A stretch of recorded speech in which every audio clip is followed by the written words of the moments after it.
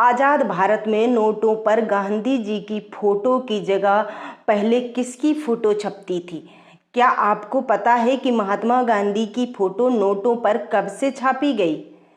यदि नहीं पता है तो ये वीडियो आपके लिए। नमस्ते, मैं हूँ जिया, आप सभी का अभिवादन करती हूँ। चैनल पर नए हैं तो प्लीज़ चैनल को सब्सक्राइब जरूर करें, वीडियो को लाइक और शेयर करें। साथियों, गर्मी बहुत है, आप सब अपना खासा ख्याल रखें। साल 1947 में भारत को आज़ादी मिलने के बाद यही माना जा रहा था कि ब्रिटेन के राजा की जगह अब नोटों पर महात्मा गांधी की तस्वीर छपने लगेगी। इसके लिए डिज़ाइन भी तैयार कर लिए गए थे, लेकिन आखिर में इस बात पर सहमति बनी कि महात्मा गांधी की तस्वीर के बजाय करेंसी नोटों पर अशोक स्तंभ छापा जाना चाहिए। आज़ादी के 22 साल बाद गांधी जी की फोटो भारतीय नोटों यानी कि भारतीय करेंसी पर मुद्रित किया गया। फिलहाल नोटों पर गांधी जी की छवि अंकित होती है, लेकिन गांधी जी अकेले नहीं हैं जिनकी तस्वीर भारत में प्रचलित नोटों में छापी गई। इन नोटों पर कई और व्यक्तियों की तस्वीरें भी आ चुकी हैं। 1 अप्रैल 1935 में भारत में रिजर्व बैंक ऑफ इंडिया की स्थापना हुई। इससे पहले और आज़ादी तक reserve bank of India Bharat में तमाम मूल्यों के नोट छापता था, जिस पर ब्रिटेन के किंग जॉर्ज पंचम की तस्वीर होती थी। आज़ादी के बाद 2 साल तक जब पहली बार भारत में 1949 में नोटों को छापना शुरू किया गया तो किंग जॉर्ज की फोटो उस पर से हटा दी गई। रिजर्व बैंक की वेबसाइट के मुताबिक सरकार ने पहली बार 1949 में 1 रुपए के नोट पर नया डिजाइन तैयार किया। उस समय नोटों पर ब्रिटेन के महाराजा की तस्वीर छपती थी। एक रिपोर्ट के मुताबिक उस समय सहमति बनी कि ब्रिटेन के महाराज की जगह महात्मा गांधी की तस्वीर छापी जानी चाहिए, लेकिन बाद में तय हुआ कि नोटों पर अशोक स्तंभ की तस्वीर छापी जाएगी। 1917 तक भारत में कई रियासतें अपनी मुद्रा कागज पर छाप रही थीं। हैदराबाद के निजाम को अपने खुद के नोट छापने का भी अधिकार था। इसी तरह कच्छ रियासत में भी ऐसा ही हो रहा था। भारत की आज़ादी के समय और उसके बाद भी गोवा पुर्तगाल के अधीन था। तब गोवा के पुर्तगाल इंडिया के नाम से नोट छपते थे, जिन्हें एस्कुडो कहा जाता था। इस पर पुर्तगाल के राजा किंग जॉर्ज द्वितीय की तस्वीर होती थी। 1950 में पहली बार 2, 5, 10 और 100 रुपए के नोट छापे गए।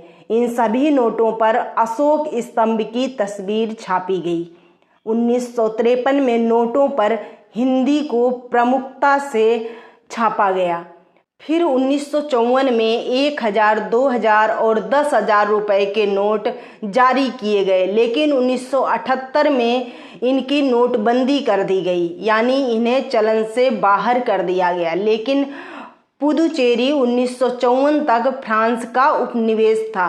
वहाँ जो नोट छपते थे उस पर फ्रांस के किंग की तस्वीर होती थी। 8 साल बाद तक भी पुडुचेरी स्वायत्त रहा। 1964 के बाद यहाँ पूरी तरह भारतीय नोटों का प्रचलन शुरू हुआ। फ्रांसीसी सरकार भी पुदुचेरी में जो नोट जारी करती थी उसे रुपई कहा जाता था। आज़ादी के 22 साल बाद 2 अक्टूबर 1969 में गांधी जी की 100वीं जयंती पर पहली बार नोट पर उनकी तस्वीर छापी गई। इसमें महात्मा गांधी को बैठे हुए दिखाया गया था। पीछे सेवाग्राम आश्रम छपा था। 1987 में पहली बार 500 का नोट जारी किया गया और इस पर महात्मा गांधी जी की तस्वीर छापी गई। वाटरमार्क में अशोक स्तंभ को रखा गया। आज़ादी के बाद भी लगभग 40 साल तक सभी नोटों पर महात्मा गांधी जी की तस्वीर नहीं छापी जाती थी। 1996 में नोटों की नई सीरीज आई और इसके बाद ही करेंसी पर महात्मा गांधी की तस्वीर छपने लगी। 1996 रिजर्व बैंक के कई सारे सुरक्षा फीचर्स के साथ महात्मा गांधी सीरीज के नए करेंसी नोट जारी किए गए।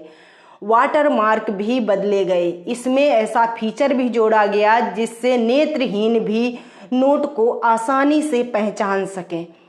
9 अक्टूबर 2000 को आरबीआई ने 1000 रुपये का नोट जारी किया, जिसे 8 नवंबर 2016 में नोटबंदी के समय बंद कर दिया गया। महात्मा गांधी सीरीज के 500 और 1000 रुपये के नोट चलन से बाहर कर दिए गए।